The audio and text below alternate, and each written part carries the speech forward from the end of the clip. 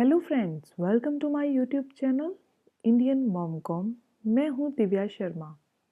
आज मैं आपको बताने जा रही हूं कि बच्चों को सर्दी व नाक बंद होने पर क्या करें ताकि उन्हें कोई भी मेडिसिन, कोई भी दवाई देने की ज़रूरत नहीं पड़े।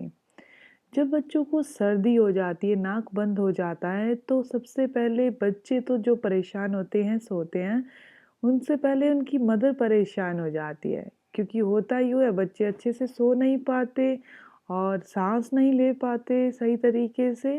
और जो अगर छोटा बच्चा है, 6 मंथ का है, 1 ईयर का है, तो इससे मदर और परेशान हो जाती, क्योंकि वो ना तो बता पाता है, सिर्फ रो पाता है।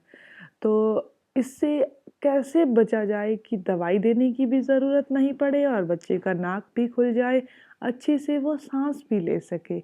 तो उसके लिए मैं आपको 3 तरीके बताऊंगी कि आपको क्या करना है, जो बहुत इजी हैं और बहुत इफ़ेक्टिव भी हैं।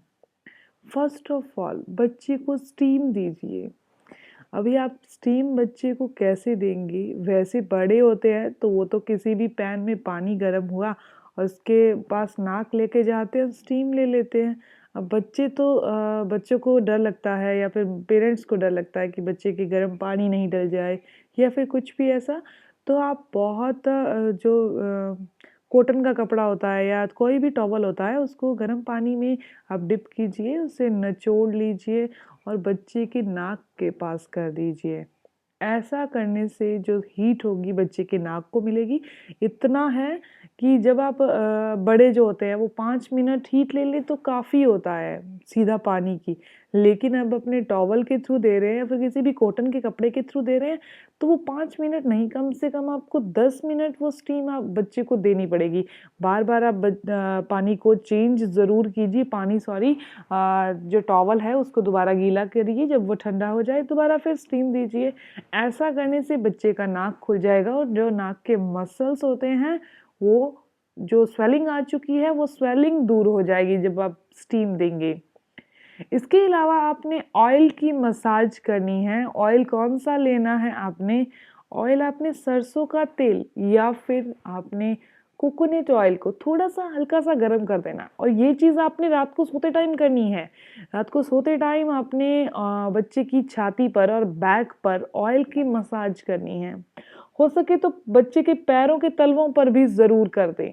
ऐसा करने से उनका नाक खुलता है। इसके अलावा उसके जो कान होते हैं, कान के पीछे ऑयल ज़रूर लगाइए। कान के पीछे ऑयल लगाने से नाक खुलता है। बहुत इफ़ेक्टिव तरीका है ये। ये आपने बच्चे के पैरों पर, नाक के पीछे और चेस्ट पर यानी छाती पर और बैक पर ऑयल लगा दिया। वो थोड़ा सा गर्म ऑयल लगाना है, बट बहुत गर्म नहीं हो, ये भी ध्यान रखें। उसके बाद बच्चे को सुलाना है। रात को सुलाने, उसको टेढ़ा सुलाएं, एक साइड देकर सुलाएं। सीधा सुलाएंगे तो बच्चे को अच्छे से नींद नहीं आएगी। इसके अलावा उसको दोबारा छाती पर हीट ज़रूर देनी है। अब हीट कैसे दें? तो आप किसी भी कॉटन का कपड़ा ले लीजिए, उसको प्रेस करिए, वो हीट अंदर चली जाती, तो बच्चे की जो कपड़े पहने हुए छाती पर उस कपड़े को रख दीजिए। ध्यान रखें कि कपड़ा बहुत गर्म नहीं हो, कि बच्चे की स्किन बहुत सेंसिटिव होती है, उसको ज़्यादा हीट नहीं लगे।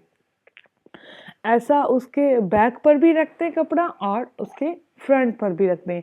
ये तीनों फॉर्मूले इतने परफेक्ट हैं कि मैं ये मानती हूँ और मैं अपने बेबी पर भी यही फॉलो करती हूँ कि उसे मेडिसिन देने की ज़रूरत नहीं पड़ती।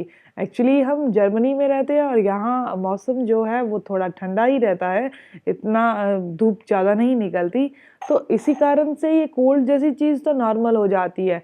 थोड़ा सा ज़्यादा हवा लगी, बच्चे बहुत सेंसिटिव होते हैं और उनका इम्यूनिटी सिस्टम भी वीक होता है, बड़ों जितना फास्ट नहीं होता। तो इसीलिए ये फॉर्मूला बहुत परफेक्ट है कि बच्चे की उनको उसको रात को सोते टाइम मैं मतलब छाती पर ऑयल तो लगाना ही लगाना है, ताकि सर्दी हो ही नहीं है उसको।